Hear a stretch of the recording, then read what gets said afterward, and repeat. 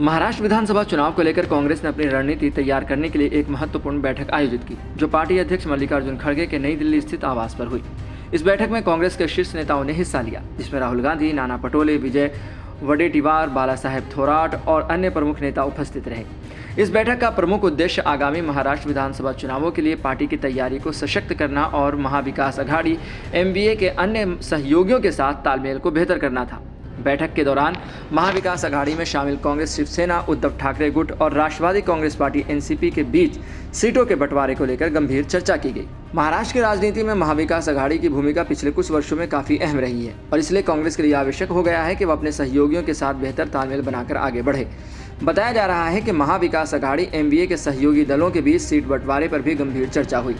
कांग्रेस ने अपने लिए 110 सीटों की मांग रखी है, जिससे बातचीत में एक पेंच फंस गया है। शिवसेना, उद्धव ठाकरे गुट और राष्ट्रवादी कांग्रेस पार्टी एनसीपी के साथ कांग्रेस की इस मांग पर सहमति नहीं बन पा रही है। कांग्रेस नेताओं का मानना है कि राज्य में उनकी मजबूत उपस्थिति और पिछले चुनावों में उनके प्रदर्शन को देखते हुए उन्हें 110 सीटें मिलनी चाहिए। पार्टी की मांग इस आधार पर भी है कि वे ग्रामीण और शहरी दोनों क्षेत्रों में चुनावी मैदान में मजबूती से उतरने की योजना बना रही है। नाना पटोले और विजय वडेट्टीवार ने बैठक के दौरान इस बात पर जोर दिया कि कांग्रेस की सीटों की संख्या को कम नहीं किया जाना चाहिए, क्योंकि पार्टी कई क्षेत्रों में मुख्य विपक्षी दल के रूप में कार्य कर रही है और कई सीटों पर जीत की प्रबल संभावना भी है। हालांकि ये सीट बंटवारा एमवीए के अंदर एक बड़ी चुनौती बना हुआ है, क्योंकि शिवसेना, उद्धव ठाकरे गुट और एनसीपी भी प्रमुख सीटों पर दावा कर रही है।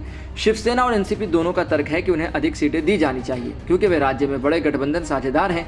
इस परिस्थिति में कांग्रेस की 110 सीटों की मांग को लेकर एमवीए में मतभेद उभर सकते हैं। वहीं बैठक में यह भी चर्चा हुई कि कांग्रेस को हरियाणा में हुई गलतियों से सीख लेकर महाराष्ट्र में चुनावी रणनीति बनानी होगी। हरियाणा में कांग्रेस को कई बार आंतरिक कलह और सही समय पर निर्णय न ले पाने की वजह से नुकसान उठाना पड़ा था। इसलिए इस बार महाराष्ट्र में कांग्रेस नेतृत्व इस बात को लेकर सचेत है कि कोई भी निर्णय जल्दबाजी में न लिया जाए और हर निर्णय व्यापक विचार विमर्श के बाद ही किया जाए। इसके अलावा बैठक में चुनावी गारंटी पर भी चर्चा की गई। कांग्रेस ने पिछले कुछ चुनावों में जनता के बीच अपनी चुनावी गारंटियों को प्रमुख रूप से रखा है, जिनमें मुफ्त बिजली, रोजगार गारंटी, किसानों के कर्ज माफी जैसे मुद्दे शामिल होते हैं। इस बार भी कांग्रेस अपनी चुनावी गारंटी के माध्यम से ग्रामीण और शहरी दोनों क्षेत्रों के मतदाताओं को साधने का प्रयास करेगी।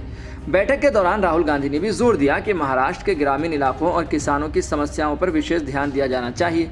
पार्टी को अपने चुनावी प्रचार में किसानों के मुद्दों को केंद्र में रखना होगा, क्योंकि महाराष्ट्र में किसान आंदोलन का प्रभाव अभी भी देखा जा सकता है। वहीं राहुल गांधी ने कहा कि कांग्रेस को अपनी छवि एक जनप्रिय पार्टी के रूप में स्थापित करने के लिए जमीनी स्तर पर काम करना होगा। इसके अलावा नाना पटोले ने महाराष्ट्र के युवाओं की बेरोजगारी और शिक्षा से संबंधित मुद्दों के चुनावी एजेंडे में प्रमुखता से रखने की बात कही। उनका मानना है कि युवाओं का समर्थन किसी भी पार्टी के लिए निर्णायक साबित हो सकता है और इस दिशा में कांग्रेस को ठोस कदम उठाने होंगे। बैठक में एक अन्य प्रमुख मुद्दा मराठा आरक्षण पर भी चर्चा की गई, जो महाराष्ट्र की राजनीति में एक संवेदनशील विषय है। मराठा समुदाय ने कई बार आरक्षण की मांग को लेकर आंदोलन किए हैं। कांग्रेस इस मुद्दे पर संवेदनशीलता के साथ आगे बढ़ना चाहती है। बाला साहेब थोराट ने सुझाव दिया कि मराठा आरक्षण के मुद्दे पर कांग्रेस को स्पष्ट और समर्थनीय रुख अपनाना होगा, ताकि इस समुदाय के विश्वास जीता जा सके। कुल मिलाकर इस बैठक के दौरान कांग्रेस ने अपनी चुनावी रणनीति के विभिन्न पहलुओं पर गहन विचार विमर्श किया।